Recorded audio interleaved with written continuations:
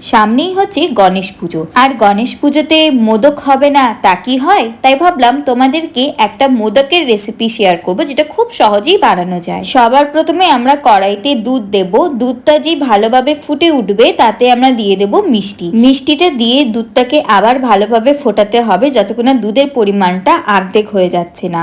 এরপর তার মধ্যে অ্যাড করে দেব কনডেন্স মিল্ক, আর তার সাথে আমরা অ্যাড করে দেব গুঁড়ো দুধ। তোমরা চাইলে কিন্তু এর মধ্যে এলাচও অ্যাড করে দিতে পারো, বাট আমি এলাচের গুঁড়োটা অ্যাড করছি না। এরপর ভালোভাবে সবটাকে মিক্সড করে তার মধ্যে আমরা দিয়ে দেব ঘি। ঘিটা দিয়ে এটার ভালোভাবে পাকটা তুলতে হবে, ঠিক এরম ভাবে। এরপর আমরা এটাকে ঠান্ডা হতে দেব। যে এটা রুম টেম্পারেচারে ঠান্ডা হয়ে যাবে, আমরা মোদকের ছাঁচে ঠিক এরম ভাবে তৈরি করে নেব। তৈরি আমাদের গণেশ পুজোর জন্য একদম সিম্পল মোদকের রেসিপি। এই গণেশ পুজোয় অবশ্যই এই রেসিপিটা ট্রাই করো, আর এরকম রেসিপি দেখতে হলে অবশ্যই আমার চ্যানেলকে সাবস্ক্রাইব করো। ধন্যবাদ।